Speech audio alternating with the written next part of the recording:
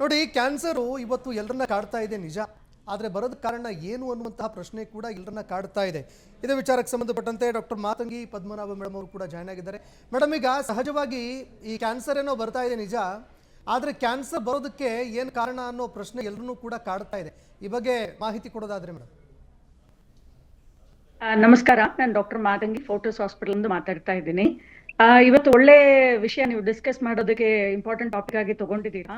ಇವಾಗ ಇದಕ್ ಮೊದಲು ಮಾತಾಡಿರೋ ಡಾಕ್ಟರ್ ಕೃಷ್ಣನು ಹೇಳಿದ್ದಾರೆ, ನಾವು ಇದು ಮಾಡಲ್ಲ ಅದು ಮಾಡಲ್ಲ. ಪ್ರತಿಯೊಬ್ಬರನ್ನು ನಾವು ಕೇಳಿದ್ರೆ ಅವ್ರು ನಮ್ಮ ಹತ್ರ ಬಂದ ತಕ್ಷಣ ಹೇಳ್ತಾ ಇರೋದು, ನಾವ್ ಏನ್ ಮಾಡ್ತಾ ಇಲ್ಲ ಮೇಡಮ್. ಅದೇ ಪ್ರಾಬ್ಲಮ್. ಇವಾಗ ಹಳೆ ಕಾಲದಿಂದ ಇವಾಗ ನೋಡಿದ್ರೆ ಅರ್ಧ ಲೇಡೀಸ್ ಕ್ಯಾನ್ಸರ್, ವುಮೆನ್ ಕ್ಯಾನ್ಸರ್ ನೋಡ್ಕೊಳ್ಳಿ, ಯಾರು ಏನು ಮಾಡ್ತಾನೆ ಇಲ್ಲ. ಹಳೆ ಕಾಲದಲ್ಲಿ ಎಷ್ಟು ಕೆಲಸ ಇತ್ತು, ಇವಾಗ ಕೆಲಸ ಎಲ್ಲ ಕಡಿಮೆ ಆಗಿದೆ. ಎಷ್ಟು ಬಗ್ಗಿ ನಾವು ಕೆಲಸ ಮಾಡ್ತಾ ಇದೀವಿ. ಫಸ್ಟ್ ಅದು ಎಷ್ಟು ಹೊಟ್ಟೆಯಲ್ಲಿ ನಮ್ಗೆ ಹೊಟ್ಟೆ ಸುತ್ಕೊಂಡು ಎಷ್ಟು ಫ್ಯಾಟ್ ಇದೆ, ಎಷ್ಟು ದಪ್ಪಗ ಆಗ್ತಾ ಇದೀವಿ, ಎಷ್ಟು ಹೈಟ್ಗೆ ಎಷ್ಟು ವೆಯ್ಟ್ ಇರ್ಬೇಕು. ಅದಾದ್ಮೇಲೆ ಇದು ಮತ್ತೆ ಫಿಸಿಕಲ್ ಆಕ್ಟಿವಿಟಿ. ನಾನು ದಿನ ವಾಕಿಂಗ್ ಹೋಗ್ತಾ ಇದ್ದೀನಿ. ಸ್ವಲ್ಪ ಜನ ಹೇಳ್ತಾರೆ ವಾಕಿಂಗ್ ಹೊಡೆದ್ರೆ 1 ಅವರ್ ವಾಕಿಂಗ್ ಹೋಗ್ತೀನಿ. ಅದ್ ಓಕೆ, ಎಷ್ಟು ಕಿಲೋಮೀಟರ್ ಮಾಡಿದ? 1 ಕಿಲೋಮೀಟರ್ ಮಾಡಿಲ್ಲ. ಯಾಕಂದ್ರೆ ಫೋನ್ ಇಟ್ಕೊಂಡು ಅದ್ರಲ್ಲಿನೂ ಮಾತಾಡ್ತಾ ಇರ್ಬೇಕು, ಇನ್ನೊಂದು 10 ಜನ ಮಾತಾಡ್ತಾ ಇರ್ಬೇಕು. ತುಂಬಾ ನಿಧಾನ, ಅದೊಂದು ಕೆಲಸ ತರ ಮಾಡ್ತಾ ಇದ್ದಾರೆ. 4ನೇ ವಿಷಯ, ನಾವು ಆಚೆ ಹೋಗಿ ಬಿಸಿಲಲ್ಲಿ, ಹಳೆ ಕಾಲದಲ್ಲಿ ನಮ್ ಕೆಲಸ ಎಲ್ಲ ಬಿಸಿಲಲ್ಲಿನೇ ಇರುತ್ತೆ. ಇವಾಗ ಬಿಸಿಲಲ್ಲಿ ಹೋಗ್ತಾ ಇರೋ ಕೆಲಸನೇ ನಮ್ಗೆ ಕಡಿಮೆ ಆಗ್ಬಿಟ್ಟಿದೆ. ಯಾರು ಕೆಲಸ ಮಾಡ್ತಾರೆ? ಸೊ ಬಿಸಿಲ್ಗೆ, ನೀವು ಬಿಸಿಲು ನೋಡ್ತಾ ಇರೋದು ಬೇರೆ, ಬಿಸಿಲ್ಗೆ ಹೋಗಿ ನಿಮ್ ಮೇಲೆ ಬೀಳ್ಬೇಕು. ವಿಟಮಿನ್ ಡಿ, ಜಾಸ್ತಿ ಜನ ಇವಾಗ ನೋಡಿದ್ರೆ ವಿಟಮಿನ್ ಡಿ ಡೆಫಿಷಿಯಂಟ್ ಆಗಿದ್ದಾರೆ. ಸೊ ವಿಟಮಿನ್ ಡಿ, ಬಿಸಿಲು ಅಂದ್ರೆ ಬರೀ ವಿಟಮಿನ್ ಡಿ ಮಾತ್ರ ಇಲ್ಲ. ನಿಮ್ಗೆ ಬಿಸಿಲು ಇದ್ರೆ ಇಮ್ಯುನಿಟಿ ಜಾಸ್ತಿ ಆಗುತ್ತೆ. ಕ್ಯಾನ್ಸರ್ ಎಂದು ರೀತಿಗಳು, ಇವಾಗ ಕ್ಯಾನ್ಸರ್ ಟ್ರೀಟ್ಮೆಂಟ್ ಪೇಷಂಟ್ಸ್ಗೆ ನಾವು ವಿಟಮಿನ್ ಡಿ ಚೆಕ್ ಮಾಡ್ತಾ ಇರ್ತೀವಿ. ಕೋಲೋರೆಕ್ಟಲ್ ಕರಳು ಕ್ಯಾನ್ಸರ್ಗೆ ಅವ್ರು ಚೆಕ್ ಮಾಡ್ತಾ ಇರೋದು ವಿಟಮಿನ್ ಡಿ ಜಾಸ್ತಿ ಒಳ್ಳೇದಾಗಿರೋರು. ಮತ್ತೆ ಒಳ್ಳೆ ಊಟ ಅಂದ್ರೆ ಪದಾರ್ಥ ಏನ್ ತಿಂತಾ ಇದ್ದಾರೆ, ಅದಕ್ಕೆ ಒಂದು ಡೆಫಿನೇಷನ್ ಬಂದ್ಬಿಟ್ಟಿದೆ.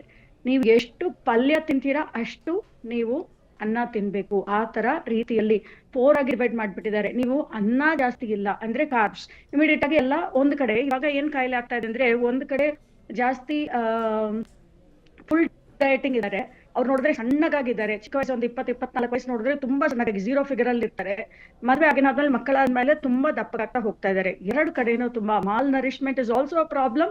ತುಂಬಾ ತಿನ್ನೋದು ನಮ್ಗೆ ಪ್ರಾಬ್ಲಮ್. ಸೊ ಅದು ಮತ್ತೆ ಇವಾಗ ಕಾಲದಲ್ಲಿ ಊಟ ಅಂತ ಬಂದ್ಬಿಟ್ರೆ ಬಿರಿಯಾನಿ ಮಾತ್ರ ಜಾಸ್ತಿ ಆಗ್ತಾನೆ ಇದೆ. ಆ ಬಿರಿಯಾನಿಯಲ್ಲಿ ಅಷ್ಟೊಂದು ಸ್ಪೈಸಸ್, ಅಷ್ಟೊಂದು ಎಣ್ಣೆ. ಸೊ ನಮ್ ಊಟದಲ್ಲಿ ಪದಾರ್ಥನು ಪಲ್ಯ ಕಡಿಮೆ ಆಗ್ತಾ ಇದೆ. ಎಲ್ಲಾ ತರಕಾರಿಗಳು ಹೆಂಗ್ ತಿನ್ಬೇಕಂದ್ರೆ, ಇವಾಗ ನಾವು ಬರೀ ಲೇಡೀಸ್ ಫಿಂಗರ್ ಮಾಡ್ತಾ ಇದ್ದಾರೆ, ಅದನ್ನು ಗ್ರೀನ್ ಕಲರ್ ಅಲ್ಲಿ ತಿನ್ಬೇಕು. ಗ್ರೀನ್ ಕಲರ್ ಅಲ್ಲಿ ಒಂದು ಪಲ್ಯ ಬಂದ್ರೆ ಗ್ರೀನ್ ಆಗಿರ್ಬೇಕು. ಪೊಟೆಟೋನು ಯೆಲ್ಲೋ ಕಲರ್ ಇರೋದು ಬ್ರೌನ್ ಆಗಿ ಫ್ರೈ ಮಾಡಿ ತಿನ್ನೋರು, ಗೋಬಿಯಲ್ಲಿ ಕಲರ್ ಮಾಡಿ ಗೋಬಿ ಮಂಚೂರಿಯನ್ ಆಗಿ ತಿನ್ನೋದು. ಈ ತರ ಯೂಶ್ವಲಿ ನಮ್ ಬೇರೆ ಕಂಟ್ರಿಯಿಂದ ಅವ್ರ ಆಹಾರ ನಾವು ತಗೊಂಡ್ ಬಂದ್ರೆ ಆ ಊರಿಂದು ಕಾಯಿಲೆಗಳು ಅದನ್ನೇ ಜೊತೆನೆ ಬರುತ್ತೆ. ಹೇಗೆ ನಮ್ಗೆ ಬ್ರೆಸ್ಟ್ ಕ್ಯಾನ್ಸರ್ ನಾರ್ಮಲ್ ಆಯ್ತು, ಜಾಸ್ತಿ ಆಯ್ತು. ವೆಸ್ಟರ್ನ್ ಹ್ಯಾಬಿಟ್ಸ್ ಅಂದ್ರೆ ಪೂರ್ತಿಯಾಗಿ ಊಟ. ನಮ್ಮ ಮಕ್ಕಳಿಗೆ ಇವಾಗ ಸ್ನಾಕ್ಸ್ ಕಲಿಸ್ಬೇಕನ್ನು ಸ್ಯಾಂಡ್ವಿಚ್ ಕಲಿಸ್ತಾ ಇದೀವಿ, ಇಲ್ಲಾಂದ್ರೆ ಪಿಜ್ಜಾ, ಬರ್ಗರ್. ದೋಸೆಯಲ್ಲಿನೂ ಪಿಜ್ಜಾ, ಚೀಸ್ ಅಲ್ಲಿ ಬಂದ್ಬಿಟ್ಟಿದೆ, ಅಡಿಕ್ಷನ್ ಬಂದ್ಬಿಟ್ಟಿದೆ. So pizza, burger, biscuit, cake, ಎಲ್ಲದಲ್ಲಿನೂ ಸ್ಯಾಂಡ್ವಿಚ್, ಬ್ರೆಡ್ ಎಲ್ಲದಲ್ಲಿನೂ ನೀವು ನೋಡಿದ್ರೆ ಅದರಲ್ಲಿ ಬೇಸಿಕ್ ಆಗಿರೋದು ಮೇನ್ ಐಟಮ್ ಮೈದಾ ಇರುತ್ತೆ. ಮೈದಾ ನಮ್ಮ ಅಜ್ಜಿಗಳೆಲ್ಲ ಹೇಳಿರ್ತಾರೆ ಯೂಸ್ ಮಾಡಬಾರ್ದು, ಅದರಲ್ಲಿ ಏನು ಫೈಬರ್ ಕಂಟೆಂಟೇ ಇಲ್ಲ. ಸೊ ಇವತ್ತ ಹೇಳಿದ್ರೆ ಇವಾಗ ವೀಟ್ ಬೇಸ್ಡ್ ಸ್ಯಾಂಡ್ವಿಚ್ ಆತರ ಹೇಳ್ತಿದ್ರೆ, wheat based bread, wheat based pizza, ಈ ತರ ಸ್ವಲ್ಪ ಅದರಲ್ಲಿ ನಮ್ ಆಹಾರ ಹೇಗಿತ್ತು, ನಾವ್ ಹೇಗ್ ಮಾಡ್ತಾ ಇದ್ವಿ, ಪ್ರತಿಯೊಂದಲ್ಲಿನೂ ಎಷ್ಟು ಬ್ಯಾಲೆನ್ಸ್ ಇದೆ, ಫೈಬರ್ ಇಂಟೇಕ್ ಎಷ್ಟು ಇದೆ, ನಿಮ್ ಫ್ಲೋರ್ ಕಂಟೆಂಟ್ ಎಷ್ಟಿದೆ, ಇದೆಲ್ಲ ನಾವು ನೋಡ್ತಾ ಇರ್ಬೇಕು. ಚಿಕ್ಕ ಮಕ್ಕಳಿಗೆ ಇವಾಗ ಹಳೆ ಕಾಲದಲ್ಲಿ ನಾವು ನೋಡಿದ್ರೆ ಚಿಕ್ಕ ಮಕ್ಕಳು ಆಚೆ ಹೋಗಿ ಆಡ್ತಾ ಇರ್ತಾರೆ, ಒಳಗೆ ಬನ್ನಿ ಹೇಳ್ತಾ ಇರ್ಬೇಕು. ಅವಾಗ ಅಷ್ಟು ಸಣ್ಣ ಎಕ್ಸ್ಪೋಷರ್ ಇತ್ತು. ಇವಾಗ ಆಚೆನೂ ಹೋಗ್ತಾ ಇಲ್ಲ, ಆಟನೂ ಆಡ್ತಾ ಇಲ್ಲ. ಇದೆಲ್ಲ healthy lifestyle. So especially ಗರ್ಲ್ಸ್ಗೆ ಬೆಳೀತಾ ಇದ್ದಾಗ, ಬ್ರೆಸ್ಟ್ ಡೆವಲಪ್ಮೆಂಟ್ ಮಾಡ್ತಾ ಇದ್ದಾಗ ಅವ್ರು ಆಟ ಆಡ್ತಾರ, ಆಚೆ ಇದ್ದಾರ. ಸೊ ಥರ್ಡ್ ಐಟಮ್ಸ್ ಇವಾಗ ಊಟ ಬಗ್ಗೆ ನೋಡಿದ್ವಿ. ಆದ್ಮೇಲೆ ಹೇಗೆ ಆಟ ಆಡ್ತಾ ಇದ್ದಾರಾ, ಓಡಾಡ್ತಾ ಇದ್ದಾರಾ, ಅದು ಯಾವ ವಯಸ್ಸು ಅಂದ್ರೆ ರಿಟೈರ್ ಆಗಿ ಆದ್ಮೇಲೆನೆ ನಾನು ವಾಕಿಂಗ್ ಹೋಗ್ಬೇಕು ಆತರ ಅಲ್ಲ. ಪ್ರತಿಯೊಬ್ರು ಎಷ್ಟು ಸಮಯ ಕೂತಿದ್ದೀರಾ, ಪ್ರಪೋರ್ಷನ್ ಆಫ್ ಯುವರ್ ಟೈಮ್. 24 ಗಂಟೆಯಲ್ಲಿ ಎಷ್ಟು ಗಂಟೆ ಕೂತಿದ್ದೀರಾ, ಎಷ್ಟು ಗಂಟೆ ಓಡಾಡ್ತಾ ಇದ್ದೀರಾ. ಈ ಪ್ರಪೋರ್ಷನ್ ಅಲ್ಲಿ ಮೊದಲು ಶುರು ಆಗ್ತಾ ಇರೋದು ಫ್ಯಾಟ್ ಇನ್ಕ್ರೀಸ್ ಆಗುತ್ತೆ, ಮೀನ್ಸ್ ವೆಯ್ಟ್ ಇನ್ಕ್ರೀಸ್ ಆಗುತ್ತೆ. ಆಮೇಲೆ BP ಬರುತ್ತೆ, ಶುಗರ್ ಬರುತ್ತೆ, ಕಾಯಿಲೆನು ಕ್ಯಾನ್ಸರ್ ಆಗಿ ಬರಬಹುದು. Because every fat content is getting converted to estrogen, progesterone. ನಿಮ್ಗೆ ಯೂಟ್ರೈನ್ ಕ್ಯಾನ್ಸರ್ ಇಂದ ಬ್ರೆಸ್ಟ್ ಕ್ಯಾನ್ಸರ್ ಬರೋದಕ್ಕೂ ಚಾನ್ಸಸ್ ಜಾಸ್ತಿ ಆಗ್ತದೆ. And the most important thing is last, ಕೆಲಸ ಇದೆಲ್ಲ ಮಾಡ್ತಾ ಇದ್ದೀರಾ, ಮೋಸ್ಟ್ ಇಂಪಾರ್ಟೆಂಟ್ ಥಿಂಗ್ ಪ್ಲಾಸ್ಟಿಕ್ ಒಂದು ಮರ್ತೋಗ್ತಾ ಇದ್ದೀರಾ. ನಿಮ್ ಬಿಸಿ ಡಬ್ಬ, ಸ್ವಿಗ್ಗಿ ಆಗ್ಲಿ ಝೊಮ್ಯಾಟೊ ಆಗ್ಲಿ, ನೀವ್ ಯಾವಾಗ ಪಾರ್ಸಲ್ ತರ್ತಾ ಇದ್ದೀರಾ, ಆ ಬ್ಲಾಕ್ ಕಲರ್ ಡಬ್ಬ ಎಂದು ಎಲ್ಲಾ ಪ್ಲಾಸ್ಟಿಕ್, ಲೋ ಕ್ಲಾಸ್ ಪ್ಲಾಸ್ಟಿಕ್. ಅಷ್ಟು ಅವ್ರು ಮಾಡ್ತಾ ಇರೋ ಟಪ್ಪರ್ ವೇರ್ ಅದೆಲ್ಲದು ಬರೀ ಸ್ಯಾಂಡ್ವಿಚ್ ಮಾತ್ರ ಈ ವೆಸ್ಟರ್ನ್ ಡೈಟ್ ಹೌದು ಅವ್ರಿಗೆಲ್ಲ ಬಿಸಿನೇ ಮಾಡಿರಲ್ಲ. ಅದು ಇಡ್ತಾ ಇರೋನು ಸೇಮ್ ಪ್ಲಾಸ್ಟಿಕ್ ಡಬ್ಬ, ಸೇಮ್ ಪ್ಲಾಸ್ಟಿಕ್ ವಾಟರ್ ಬಾಟಲ್ ಅಲ್ಲಿನೋ ಬಿಸಿ ನೀರ್ ಇಟ್ಕೊಂಡು ಕುಡಿಯೋರು, ಬಿಸಿ ಬಿಸಿ ಸಾಂಬಾರ್ ಪ್ಯಾಕ್ ಮಾಡ್ಕೊಂಡು ಅನ್ನ ಸಾಂಬಾರ್ ಸ್ಟೈನ್ಲೆಸ್ ಸ್ಟೀಲ್ ಡಬ್ಬಾಸ್ ಆರ್ ಗ್ಲಾಸ್ ಇದರಲ್ಲಿ ಯಾವ್ದು ರಿಯಾಕ್ಟ್ ಆಗಲ್ವೋ ಅದರಲ್ಲಿ ತಗೊಂಡ್ ಬರ್ಬೇಕು. I am not promoting aluminium, copper etceteras, but ಯಾವ ಮೆಟಲ್ ಯೂಸ್ ಮಾಡಿದ್ರೇನು ಅದರಲ್ಲಿ ರಿಯಾಕ್ಟ್ ಆಗಬಾರ್ದು. ಅದೇ ಇಂಪಾರ್ಟೆಂಟ್. ನೀವು ಯಾಕಂದ್ರೆ ನಮ್ಮ ಊರಲ್ಲಿ ನಾವು ತಿಂತಾ ಇರೋದು ಎಲ್ಲಾವ್ದು ಬಿಸಿ ಬಿರಿಯಾನಿಯಿಂದ ಕಾಫಿ ಟೀಯಿಂದ. Second thing is last most important thing is plastic cups ಅಲ್ಲಿ ಕಾಫಿ ಕುಡಿಯೋದು, ಪ್ಲಾಸ್ಟಿಕ್ ಕಪ್ಸ್ ಅಲ್ಲಿ ಪೇಪರ್ ಕಪ್ಸ್ ಅಲ್ಲಿ ಇಲ್ಲ ಮೇಡಮ್, ನಾವು ಪ್ಲಾಸ್ಟಿಕ್ ಕಪ್ ಯೂಸ್ ಮಾಡ್ತಾ ಇಲ್ಲ, ಇವಾಗೆಲ್ಲ ಪೇಪರ್ ಕಪ್ಸ್ ಯೂಸ್ ಮಾಡ್ತಾ ಇದ್ವಿ.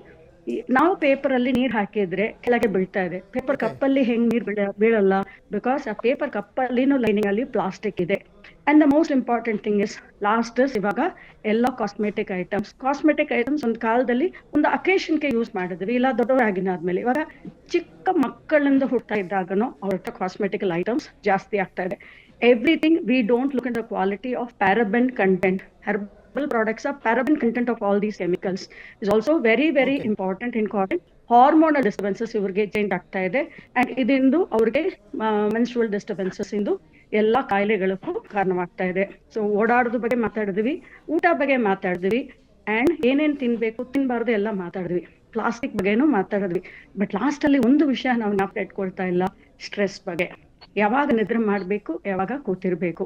ಹಾರ್ಮೋನಲ್ ಚೇಂಜಸ್ ಯಾವಾಗ ಆಗುತ್ತೆ? 10 ಗಂಟೆಗೆ ನಿದ್ರೆ ಮಾಡಿದ್ರೆ ಬಾಡಿಗೆ ರಿಪೇರ್ ಆಗೋದಕ್ಕೆ ಚಾನ್ಸಸ್ ಇರುತ್ತೆ.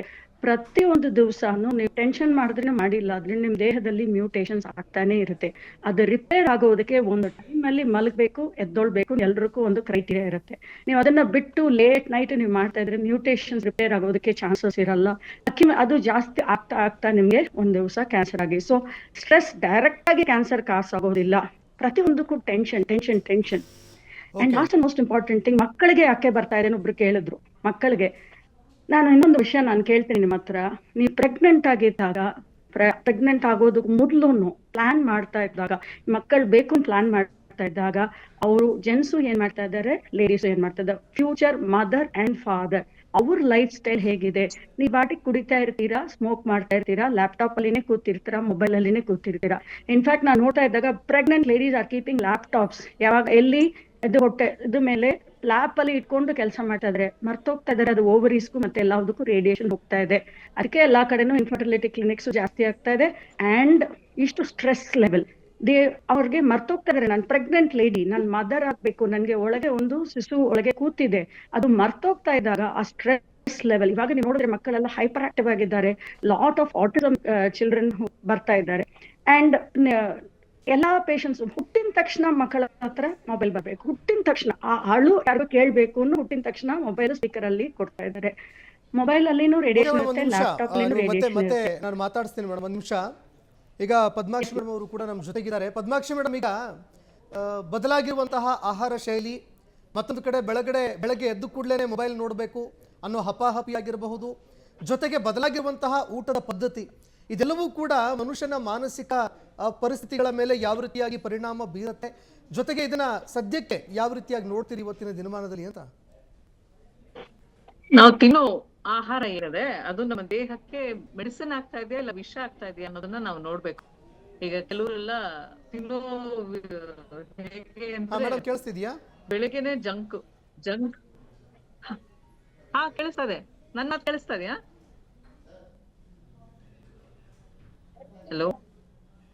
ಹಲೋ ಓಕೆ ಮೇಡಮ್, ಕೇಳಿಸ್ತಾ ಇದೆಯಾ?